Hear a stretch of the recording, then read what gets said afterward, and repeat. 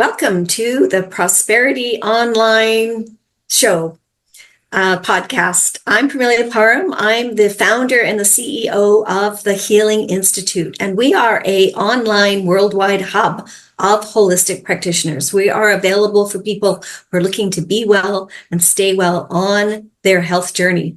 And that's what you're going to find out about during this episode, all the ways that you can be well and stay well while you're on a health journey. Because we're all on a health journey. So let's make it a proactive one.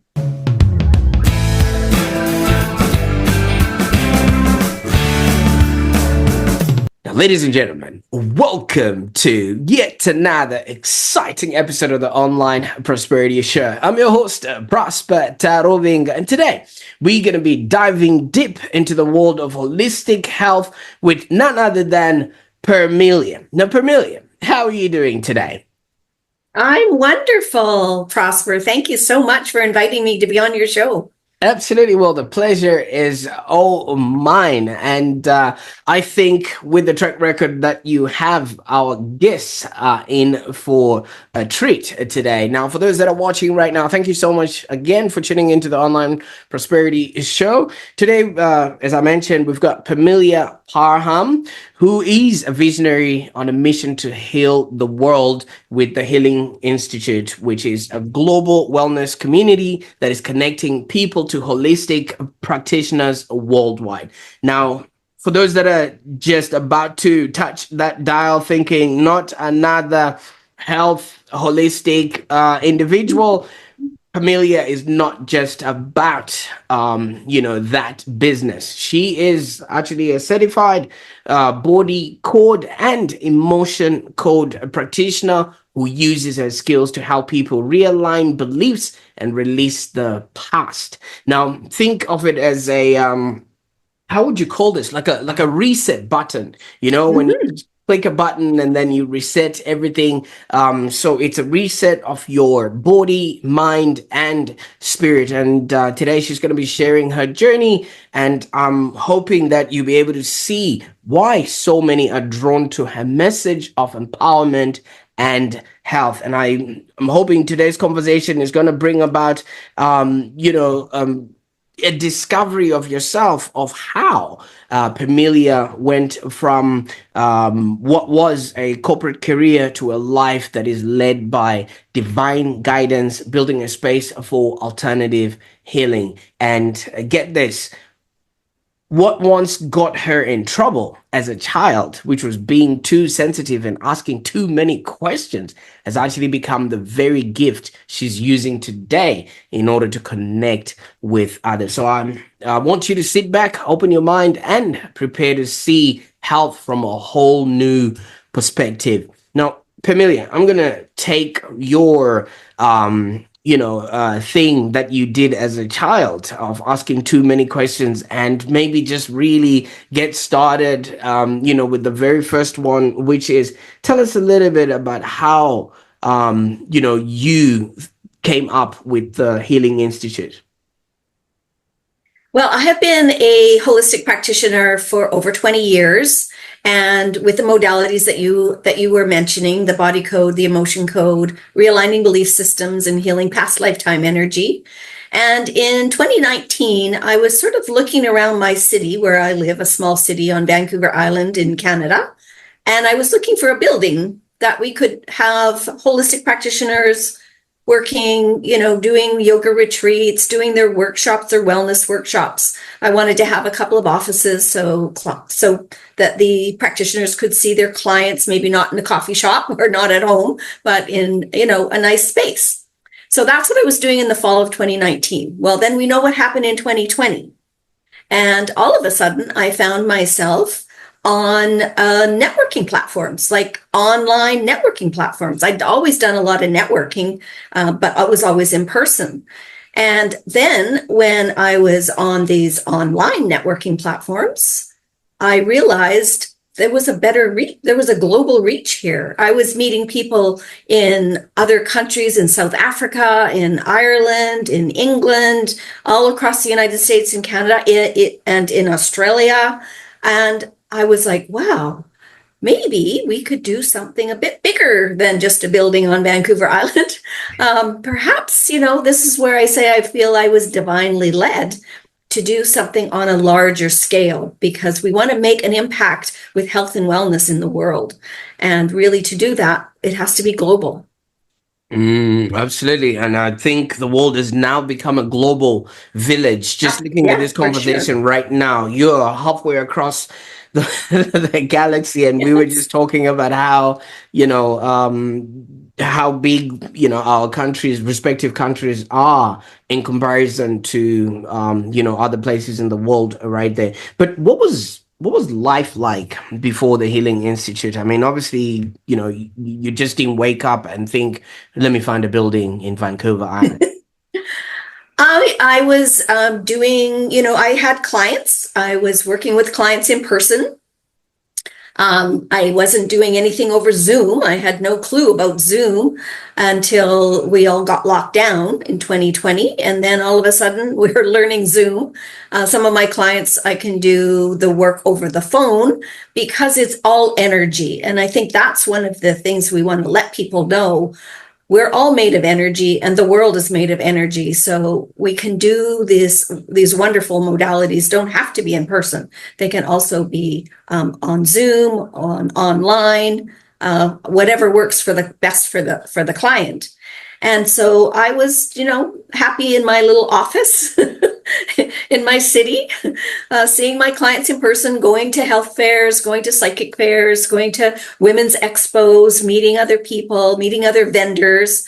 And then that's when I was asking all the vendors if they had a building to come to, would that be something they'd want to do?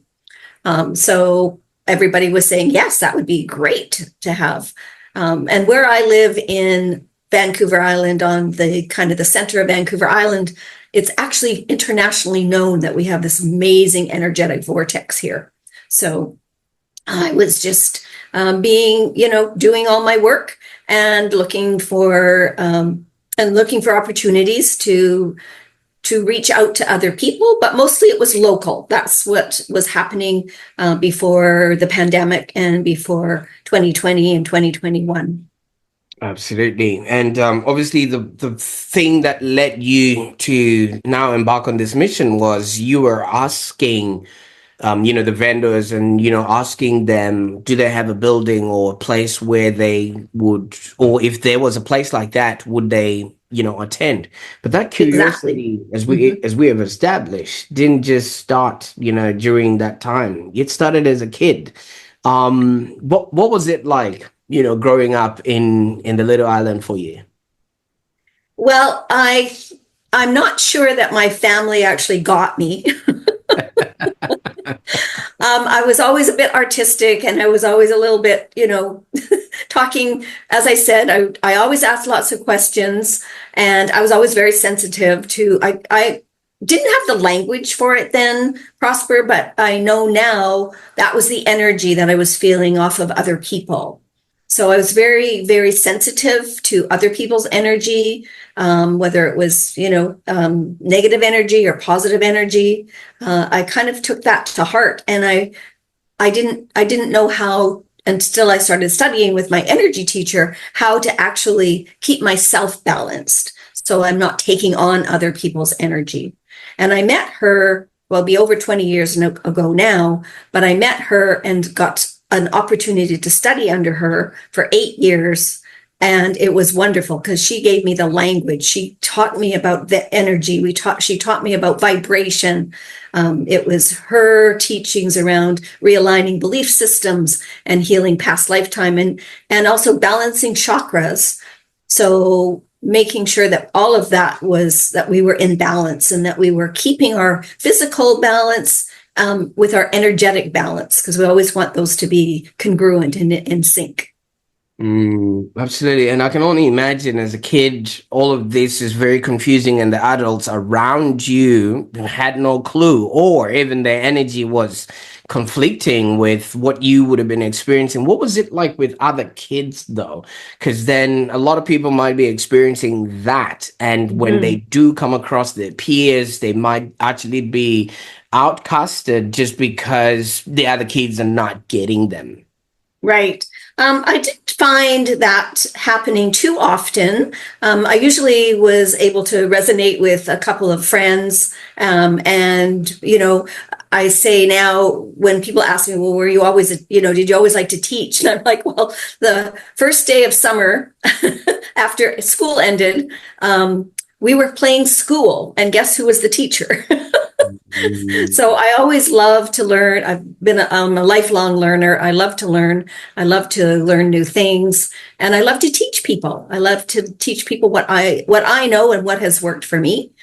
So that's certainly a precursor to the Healing Institute for sure.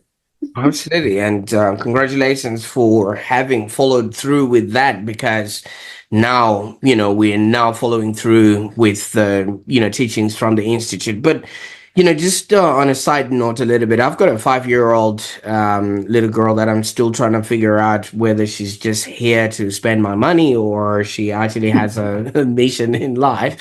What sort of advice would you give to parents, especially when, these days, if people don't understand a kid, they're just given a label, and that label Mm. automatically just defines who they become in life. Whereas you had this special calling, and from a younger age, and because nobody disturbed it, now the world can, start, as you say, healing one person at a time, or yeah, something like that. Yeah. Well, what I would just say, be tuned into your child. Connect with them on their level.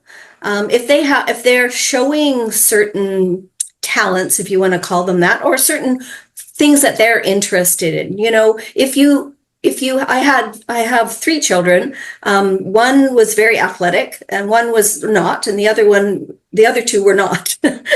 So, there's no point and it was my son who wasn't athletic. So I was like, okay, well, he was a reader.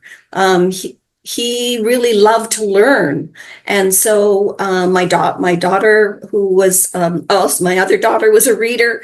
So just, nurture them as best you can with where they seem to be going. I think it's really a disservice to the child to try to make them fit into, try to push them into sports or push them into some area because the parents think that that's what is important for them.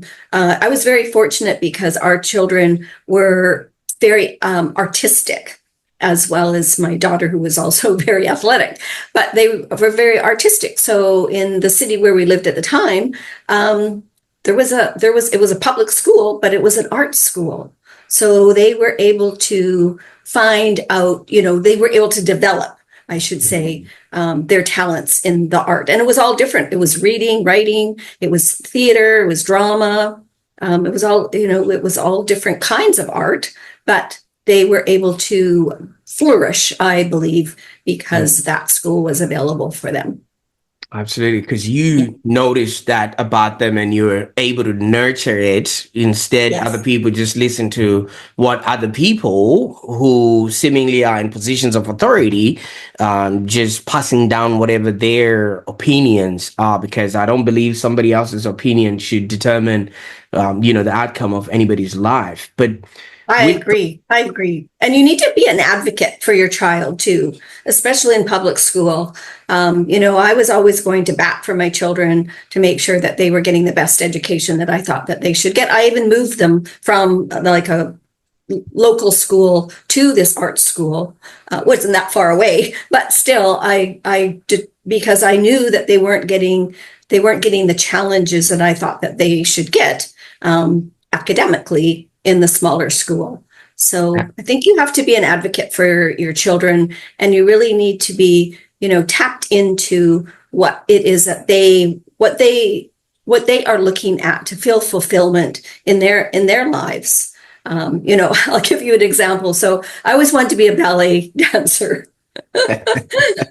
And my mother gave me piano lessons because she always wanted piano lessons. Now I'm not I don't feel badly that I got piano lessons, but really, I really wanted to be a ballet dancer instead. So my friends who were ballet dancers, they would give me their cast off shoes and dresses, and I would, trip around the house. But and who knows, maybe that wouldn't have been something I would have gone into anyway. But I think it's very important just to be, tuned into where your children are at, and definitely when they're ready to move. Maybe they are into something, and then they're ready to move into something else. Absolutely, absolutely. I mean, talk about, blaming a fish for not being able to climb a tree, and that's pretty much That's right. what we're putting our kids through. And yeah, thank you so much for highlighting that aspect. But, half of these things come as like it came to you as a calling, and it came to you obviously in very subtle of ways, because you only would have to feel that. But in order for you to explain that, you needed the words for that. And just having an understanding of what's happening. Would this be just a familiar thing to experience, or is it available to each and every one of us?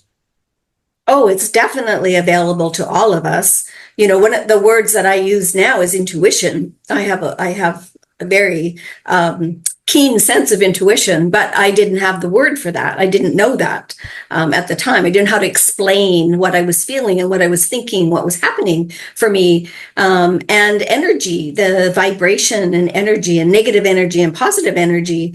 I didn't have the language to explain how I was. I knew how I felt. And sometimes that was a little bit disconcerting to my parents because they didn't know how to deal with me because they weren't, they were wonderful parents. I'm not saying that I was, I wasn't, I had a great upbringing, a very nourishing and, we weren't overly wealthy by any stretch of the imagination, but, we had everything. I had everything covered that I needed to have. I just now, when I'm looking back, I'm realizing, if my parents perhaps had been a little more tuned in to my energy, but of course we didn't talk about those kinds of things back in the 60s and the 50s and the 70s. We didn't talk about the energy or what we were feeling, and it's way more common now to understand that with your children. Absolutely. But to some extent, I mean, even other parents don't even know that, that has been passed on to them. And they're obviously having whatever societal expectations from their kids, and obviously not nurturing, those energies that other people are receiving. Now, with the world we live in today, the world has become noisy. It's become too loud. Not just talking about the streets are filled with cars that are seemingly going nowhere. Even our devices in our homes, I was counting the other day, we've got about 16 screens, yet we only have, maybe a few pair of eyes that people can actually watch. But it's that world we now live in, yes, where it takes us away from the internal listening, and just we're now listening for the pings and the tings that are happening externally for that sort of validation. But you say that your the energy healing that you have come into, or that you have now come to sort of have words for, first of all, came like a calling. All right. And, maybe you can tell us a little bit more about that. But how can people actually really listen to what's happening inside with all this buzz and everything else that's seemingly looking for our attention right about now? Well, that's a great question, Prosper. Thank you so much for asking, because I think it's so important for us to find time during the day, whether it's first thing in the morning or last thing at night. Find some time where you can just have what we call a practice. So I have a yoga practice. I have a yoga meditation practice. I do it very first thing in the morning. I actually get up earlier than I probably need to because I want that time all by myself. I'm fortunate that my husband likes to sleep in, so I have the house to myself. Our children don't live with us anymore. They've all grown up. So I actually have that time, and I take that time. And also I study A Course in Miracles. I don't know if you've heard of that, but I'm a Course in Miracles student. And so I do my yoga meditation, and then I make my tea, and then I sit for maybe a half an hour, 45 minutes, go through my Course in Miracles lesson. But that's so important to me, Prosper, because that starts my day. That kind of grounds my day. And I know a lot of people don't have maybe 45 minutes or an hour to do that in the morning if if they've got young families and they have to get them up and get them to school. But you can take 5 minutes or 10 minutes. When I first learned this process that I go through, this yoga meditation, it was like, oh, well, you could do it, it could be 20 to 30 minutes. I thought, oh my gosh, how am I ever going to meditate for 30 minutes? But I just started at 10 minutes. And then the next thing I knew, I was 20 minutes. And now I'm, with my studying, with the Course in Miracles studying that I do, I'm a good 45 minutes. But just taking that time to calm your autonomic nervous system, because exactly what you're saying, with all of the devices that we have, all the screens that we have, our phones and our TV and our tablets, and something's always pinging, right? So we need to calm our autonomic nervous system, and that's when you need to put that practice into place. And it is a practice. That's why it's called a practice. You need to do it as often, if you can do it every day. I find it's just possible for me to do it. I can't start my day without just having that calmness, because otherwise the rest of the day can get away on you, like everybody knows. So you get busy, you get all of that rush that's going on. Once you're on your computer, or if you have to drive to your office, there's a lot that's happening in the world, just like you were saying. And so it's very, very important to put something into place that works for you. Now, if the morning doesn't work for you, maybe a walk at noon time works for you. I try to get that in as well, especially in the summertime. And then in the evening, if you have time in the evening, I have a gratitude journal that I write in the evening. So that helps. A lot of people like to write their gratitude journal in the morning. It doesn't, it doesn't matter when you do it. Just put that into practice so that you have that grounding, you have that calming effect. Absolutely, because and thank you so much for sharing with us that routine that you take on, because we are consuming so much stimulus that we're just not releasing any of it, and I think it's all just being trapped in our bodies, and we don't exactly know how, when it decides to escape, whether that tantrum or that yelling or that episode came from exactly what we're facing in front of us, because so many people are frustrated with work, children, and everything else that happens with them. How do you then maybe sort of help them to go about first of all releasing trapped emotions, and especially for people that don't understand that everything has a consequence? Mm-hmm. Well, that's a great question. And I wanted to mention that as well. When we have this a fight, flight, freeze going on with ourselves, we need to have that pause, because if we're always in our autonomic nervous system is always in that rush mode, that is going to affect us physically. And what the work that I do with the body code and the emotion code is looking at those emotions. And we're not taught this, but it is part of what we should be taught about our subconscious. I was raised this brain up here was the end all and the be all. And it's not true. I use the analogy of an iceberg. What's above the water is up here, and what's below the water is in our subconscious. And so we can get emotions that are trapped in the subconscious that are going to play havoc with your physical being. So, and these emotions can come from injuries. They can come from, an emotion, some kind of emotional upset or trauma. They can also be inherited. And the trapped emotions that I work with people, I always find out, okay, is this an emotion that you have, or did you inherit this from your parents or your grandparents?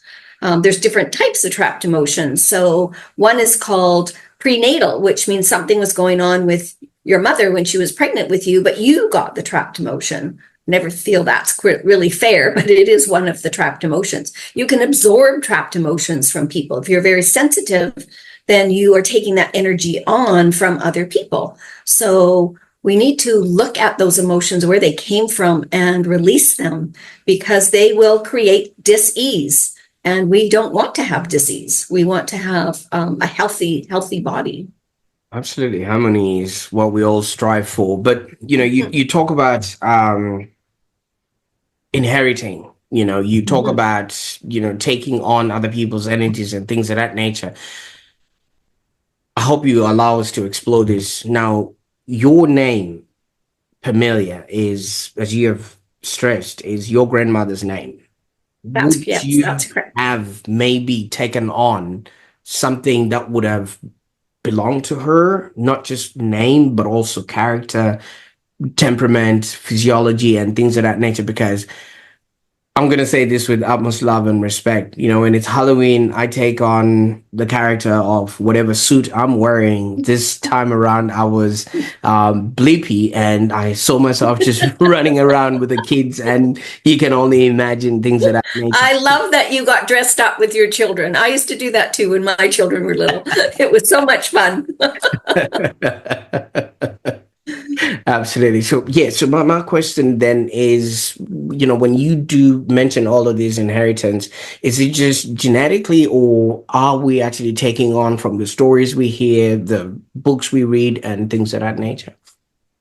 Well, we can. You definitely can. Now, the inherited would definitely be generational. That would be coming. It could come back. It could come from 3 and 4 generations ago. And then was inherited by your great grandfather, who your grandfather inherited, and then your father inherited and passed it on to you. So it can come from many generations. So sometimes what I always like to say is, if there's a certain emotion that you're feeling on a regular basis, whether it's negative or positive, think about why that is coming up for you.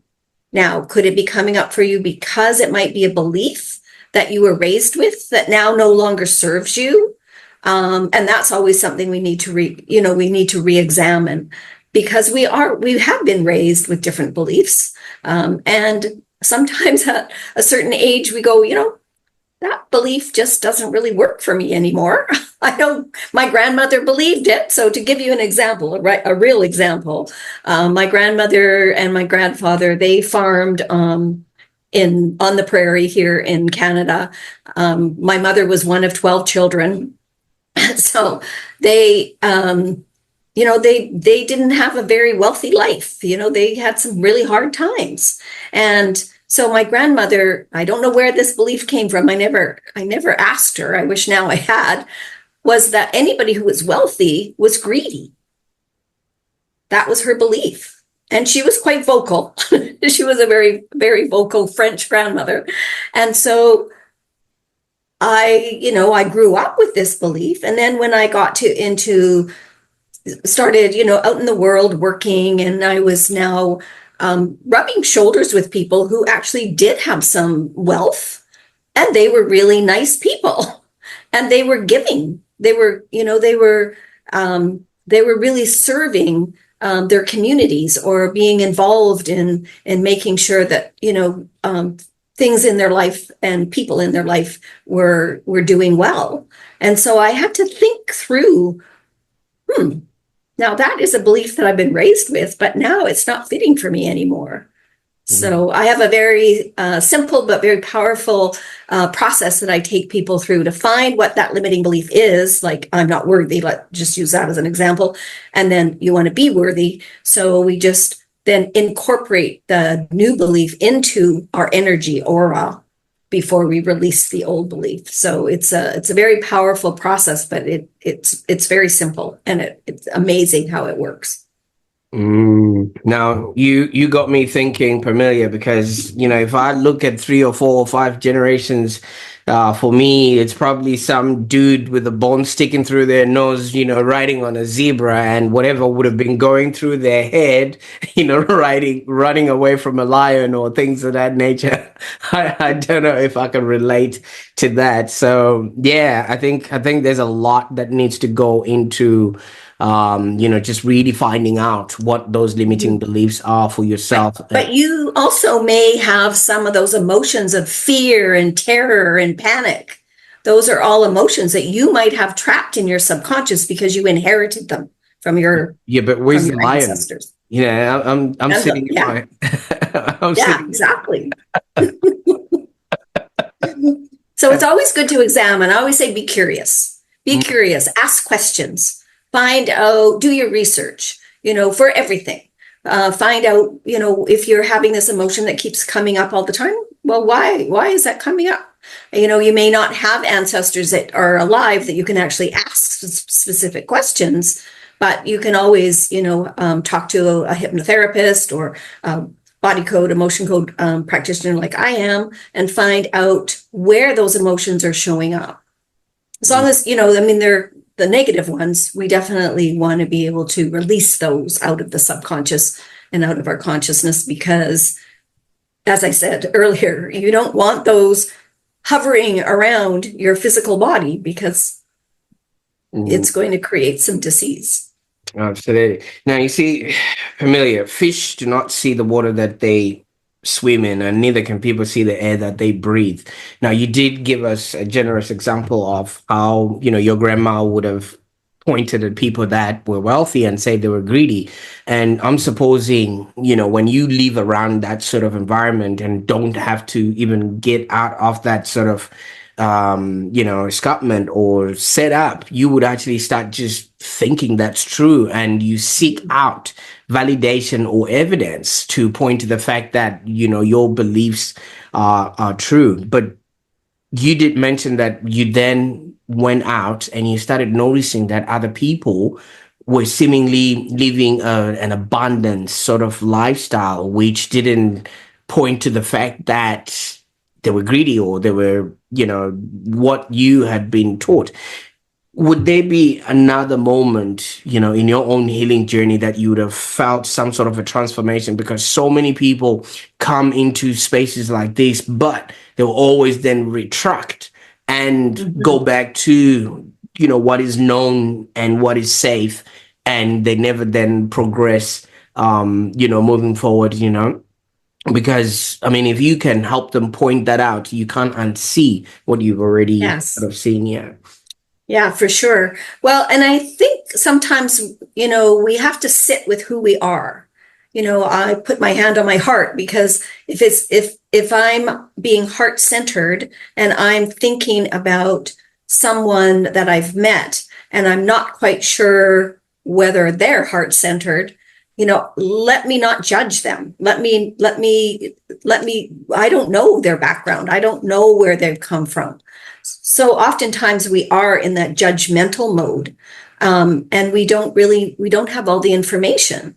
And that's why I say, be curious, always ask questions, always find out. If you are sitting a certain way and feeling a certain thing, whether it's a person or whether it's an event or whether it's a whole family, then, do some introspective, be somewhat introspective, and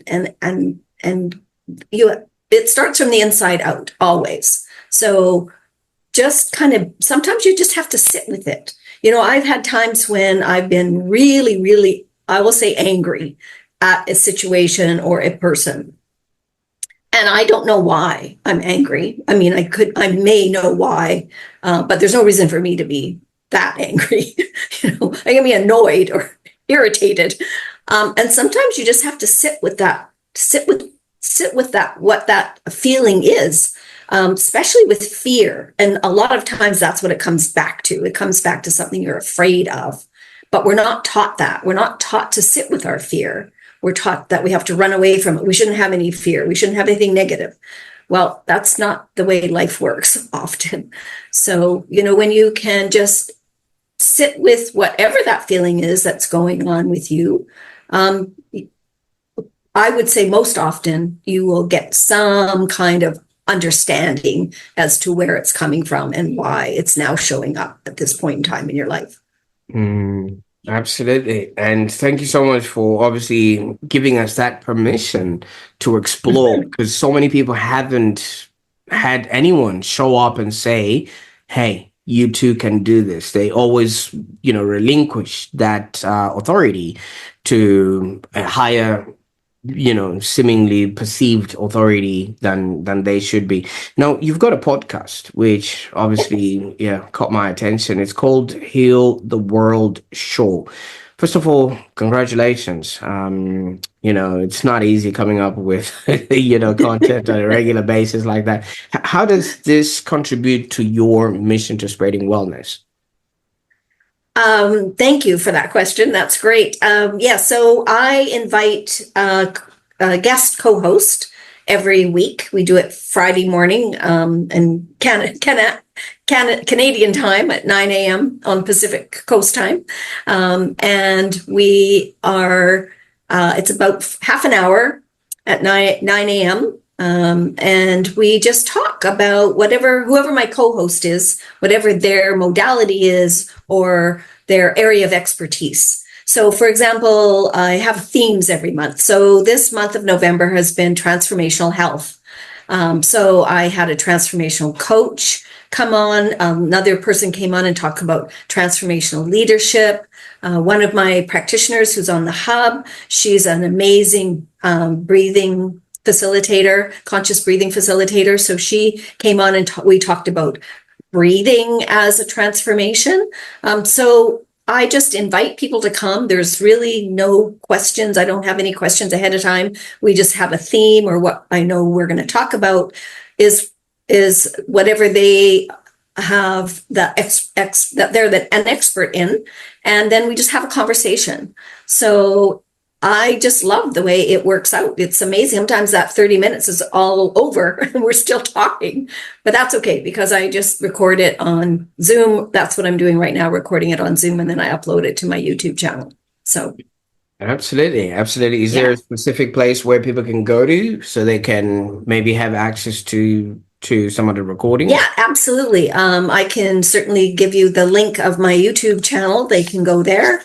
All of the podcasts are there. And as well, I do on the Wednesday of the week, I do very short, so like 2 minutes long, but it's about an emotion and why people should be aware of that specific emotion.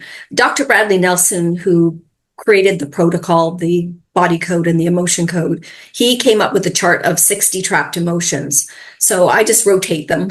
I just use an emotion and say, all of our organs and glands are connected to muscles in our body. So we know that if we have some imbalance or misalignment or discomfort in one of our muscles, it's correlated directly to an organ or a gland. And so I make that correlation, whatever the emotion is and which organ or gland that could be showing some discomfort. So people are aware, because your muscles are going to tell you, first of all, if you've got something misaligned in your body. And so I always make the correlation between the muscle and whatever it is, and then the trapped emotion. And then how they can release the trapped emotion. So that is on my YouTube channel as well. Absolutely. I'll definitely make sure that all those links are in the show notes so that people Wonderful. can obviously start getting well and staying well. Now, it seems like the Healing Institute has actually attracted a community of heart-centered people that are willing and able to actually help, people. What's been the journey so far and sort of the uptake and the response from the wider community that you seek to help? Well, everybody loves the idea of the Healing Institute. You know, we have a directory of holistic practitioners who have all different kinds of practices that they do that are available. But what I like to say is we set ourselves a little bit apart from other wellness directories because we are a community. So I always encourage our practitioners to get to know each other. They might, to have one-on-one Zooms with each other, maybe even do a trade, so that when people are coming to the Healing Institute, clients are coming to the Institute, and they might come because they want to try some body code work, which is what I do. But if I realize that they are going to as well benefit from any of the other practitioners, then we share. We don't just hang on to the client just because they showed up on our doorstep first, because it's all about the client. It's really for the client's wellness and their healing journey. So that's how I believe we differ from other directories, in that we are all a community and we get to know each other, and because we want to provide the best service possible for whatever the client needs. And I certainly believe if you want to go far, you go alone. But if you want to go further, you go together. And I see you've actually created, a one-stop healing community where somebody can just come in and, they can go around while working with, seasoned professionals that will help them do and have a happier existence. And congratulations on that part. And the fact that you've actually even embraced technology. I mean, so many people would have to fly, travel. Like, we were trying to compare flight distances, and I'm like, you want to go to Thailand from? I have. It's been a learning curve, I can tell you, but I love to learn, so that's a good thing. And I want people to know as well that the practitioners all have their profiles on the Healing Institute. You just have to go to the search bar and type in whatever it is, that issue that you might have. So if you have if sleep is an issue, or stress or anxiety, or discomfort, some kind of physical discomfort that you have, you just type that into the search bar, and then the practitioners that can help with that will come up as a list. And they all have a complimentary session, information session of 30 minutes. So you don't have to be worried about going and paying for something that you don't know anything about, or you don't maybe know as much as you'd like to know. So you can have that complimentary consultation with all of the holistic practitioners on our site. And then you can choose. Most of the practitioners have more than one modality. So, you need to have a conversation. You need to find out what's best for you. Absolutely. Again, be curious, ask questions, do your research. It's a try before you buy scenario. And Absolutely. I really love that you've incorporated telehealth into all of this, because I mean, there's been a surge, like you said, since 2020, people, now know how to use Zoom, and in the comfort of your own home, et cetera, et cetera. I've been to some doctors' offices, maybe they've changed them, but it's just a curtain, and then the person who's sitting on the other end can actually hear what is going on. But if you can imagine, if you're just in the privacy of your own home, your health concerns or your issues may actually be taken in that stead. Now, obviously, that this is what you're offering your clients or would-be clients, Yes. right? The access to telehealth and things like this. Yeah, and actually, I found when I was doing my research for my business plan, I believe it's 83%. This was back in 2021 when we were just getting started. So 83% of people were saying that they would utilize an online health system. So I have that on my website, just, to support that this is what we're doing. This is the way the world is going. I don't know about your healthcare system in Australia, but Canada, we've always had a fairly good one, but now we have a whole generation of doctors who've retired and they haven't been replaced. So we do have a lot of telehealth, where you can be part of a portal. And then I live on Vancouver Island, and I've been able to access some doctors on the mainland of British Columbia. So it's becoming more and more popular. Absolutely. I mean, obviously, growing up in Zimbabwe, we used to not have that many specialist doctors, and people would have to travel far and wide to go and be seen by a specialist doctor. Now, obviously, with the advent of technology, you've actually made that possible, and congratulations for being on the cusp of, the leading edge of where technology is actually headed, while you're also providing an environment and a community where people, like you say, can get well and stay well. But Permelia, when we started this conversation, you introduced us to this young girl who was misunderstood, and nobody really understood what was going on. Even the family around her didn't. And now you've built this not only for yourself, but for anybody else who's got access to the internet, really. Like you said, you're really helping people to get well and stay well without having to have such a sick nation or sick community that we now have to experience. But this little girl. Well, I truly believe that we need to create a proactive wellness society. And that's what the Healing Institute is part of, creating this proactive wellness society. We've been an reactive illness society for way too long. It's now time for us to change that up. And not that I'm throwing out the allopathic medical model. We need that, but I think we can work together. I think we can, and that's what the Healing Institute is doing. It's bridging the gap between the allopathic way that we've known for the last 50 years and a holistic way. And we want to be able to make that bridge. We want to be able to have these two, what might appear to be different ways of looking at health, but we need them both. And I really believe what we've lost with the allopath, just going with like what we would call what we grew up with, or go to the doctor when you're not feeling well and the doctor will fix you, is because that medical model only looked at symptoms. It wasn't looking at the root cause. And so now with the holistic side, that's what we're looking for. We're looking for, okay, why is that physical discomfort showing up? Why is that mental anguish showing up? Why is that emotional distress showing up? There's a reason. And we're not just going to throw some medication at it, because now we know, with more information that we've had over the last few years, is that oftentimes the medication side effects are making the situation even worse. So we really want to be able to do I still say, whatever is happening in your life, in your wellness and your health, if you're being advised to do this or do that, well, do some research, find out if that's going to work for you, because we're really just an experiment of one, and we need to look after our health.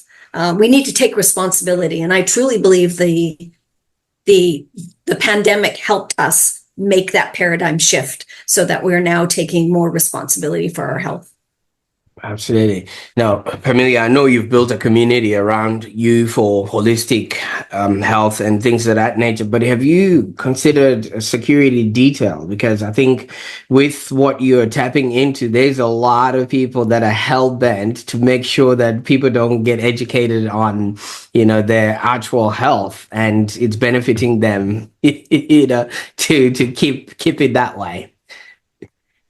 Well, I'm just, I truly believe that people want to be healthy. And I do believe that if they're not healthy at this point in time, they're going to seek out another alternative. And I know, we can, use the words big pharma, who want to keep us sick. I often say to people we have sick health, or sick care, not health care, which is true. But again, you have to be your own advocate, I believe. And that's what the Healing Institute is supporting people by being their own health advocate. And I'm not saying that you take on all different kinds of, holistic ways of being well. You have to figure it out for yourself, and you have to experiment. And sometimes, you might try one modality that doesn't work for you, but that doesn't mean you throw all of the holistic ways of being well out of, your life just because one modality didn't work. Try another one. Absolutely, absolutely. Now, Permelia, I can't thank you enough for the time that we've spent on the call today. I mean, your life story and your experience and what you're doing for everybody else, it's so remarkable. But it will be remiss for me to not ask, what's next? What's next for the Healing Institute? And obviously, now that you've brought people along with you on this podcast, what can they expect in the future? Well, that's a wonderful question. Thank you so much, Prosper. So we're growing. We are still growing the Healing Institute.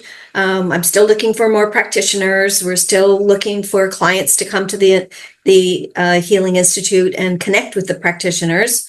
Right now, I've been concentrating on what I call the practitioner leg, which is really building up that whole directory. And then my next what I want to do is I want to have what I'm calling an education leg. So for people who don't necessarily listen to the YouTube videos by, let's say, Dr. Joe Dispenza or Bruce Lipton or Greg Braden, those are all, if you could see behind me, is my bookcase, like your bookcase. It's full of the books that I've read over the last 20 years. And I want to have that information available for people. So people would just be able to come to that whole section and then find if they've never heard of Dr. Joe Dispenza's story about how he was in a triathlon and got, I think he was on his bike and got hit by a truck and broke probably every bone in his body and went into meditation. This is the short version. Went into the meditation and healed himself, literally, when his doctor said he probably would never walk again. So it's those kinds of stories that I find so inspiring, to know that our bodies are really amazing things. We just have to give them the right conditions to be well and to stay well. And again, it's not something that we've grown up with. We have grown up with learning that if something wasn't right, we went to the doctor and the doctor was the physician. But really, we need to be our own physicians. Absolutely. That probably won't sit well with a lot of the medical community. But at least, Permelia, you've given them permission to at least explore that option, because it is available. And if people are looking to get well and stay well, the routes that we've been on, a little bit coming undone, the veil is sort of opening up, and I think people are coming to the realization that there's got to be more. And obviously what you have created is, at the cusp of, taking people on that particular journey. So on behalf of the people that have experienced, the Healing Institute, and those that have just been introduced to the Healing Institute, I can't thank you enough for the time, effort that you've put into making this happen, because as we have explored, this is not an easy journey. So much has to, be put out there in order for people to actually get to start understanding, because mainstream has already made it that if somebody's not wearing a white dust coat or has something hanging around their neck, then you don't want to listen to them. So I can't wait. Well, thank you so much for the opportunity. I do feel I've been divinely led to do this, because I really do believe that we need to change that whole paradigm of looking at health and wellness in a completely different way. Because we really, when people are well and they feel good, they are contributors to society. When you hurt, or you're not feeling under the weather, you're feeling under the weather, or you're just not feeling 100% physically, it's really hard to be, proactive. And I really, truly believe we want people to be as healthy as possible. So we're all going to benefit, and the world's going to benefit from people being healthy. Absolutely. You can't do well if you don't feel well. It's just, You got it. people Yes. take a day off, when they experience a headache, or in some cases break a nail, but each to their own. But Pamelia, I can't thank you enough for the time. I mean, your incredible journey and your insights, your life story and your experience has, it's just going to be of tremendous value to a lot of people. And yeah, thank you for giving us this permission to actually start exploring what other options are out there. Well, thank you. I've been Absolutely. delighted to be on your show today. Great stuff. And folks, if you felt a spark of connection, or you just were a little bit curious about holistic health, just make sure you visit the Healing Institute and see how they can actually support your wellness journey. I will definitely be putting in those links. And also don't forget to tune into Permelia's podcast, Heal the World Show. It is every Friday for more inspiration and guidance. And I will also definitely put those links in the show notes below. So if you actually enjoyed today's episode, please obviously give it another watch, because I know a lot of people just want to watch this and see how it's going to end and things of that nature. But the second time you watch it, you might actually grab a few insights that you may have missed in the first time. But if you think you got everything that you wanted, I really do encourage you to share this with somebody who might benefit from this conversation. So many of us, like what Permelia has mentioned, just focusing on the symptoms and not necessarily going to the root cause of what's giving us this is. All right, we need to live a healthier, happier existence, and for us to be able to do that, we actually need to get well and stay well. While you're at it, don't forget to subscribe to the Online Prosperity Show and stay tuned for more empowering content right here on the Online Prosperity Show. Until next time, get well and stay well.